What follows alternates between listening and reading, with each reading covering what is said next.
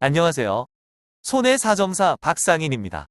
오늘은 본인이 가입한 보험계약이 고지의무, 통지의무 위반 등으로 보험회사로부터 해지된 후 또는 보험기간 만료 후에 보험계약 유지 중 발생한 보험사고로 보험금을 청구할 수 있는 경우와 그 근거에 대해 알아보겠습니다.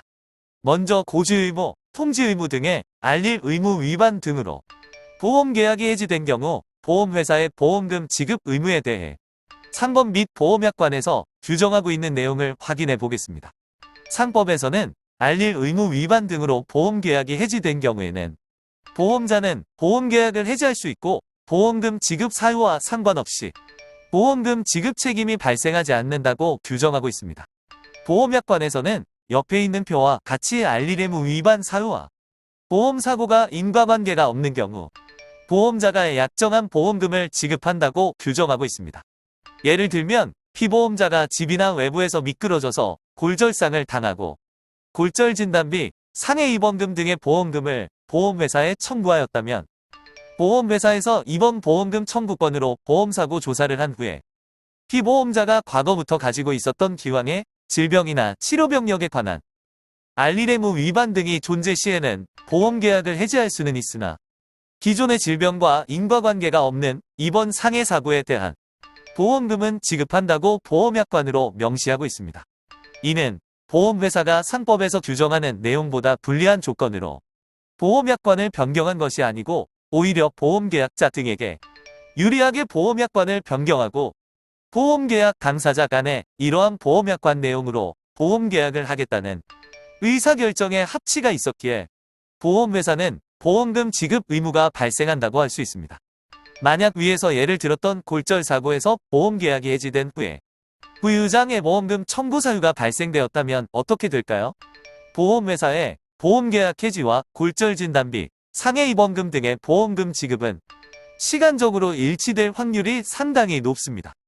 보통 피보험자는 수술, 입원 등으로 치료가 완료된 후에 보험회사에 보험금을 청구하며 보험회사는 청구를 접수한 후 보험금 지급을 위한 손해사정조사에서 알릴 의무 등의 위반사항이 발견되고 의무 위반사항과 보험금 지급 사유에 인과관계가 없으면 보험금 지급과 동시에 보험계약을 해지합니다. 후유장애 보험금 청구는 사지절단, 눈의 적출 등의 신체장애가 직접적이고 객관적으로 증명되는 경우를 제외하고 보통의 경우 사고일 또는 수술일로부터 180일이 경과한 시점부터 후유장애 진단서를 발급받아 가능합니다.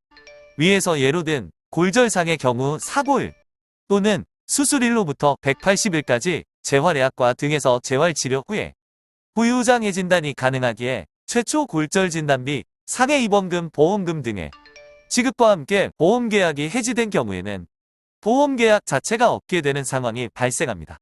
약관에서 확인할 수 있듯 보험금 지급 사유의 기준은 보험기간 중입니다.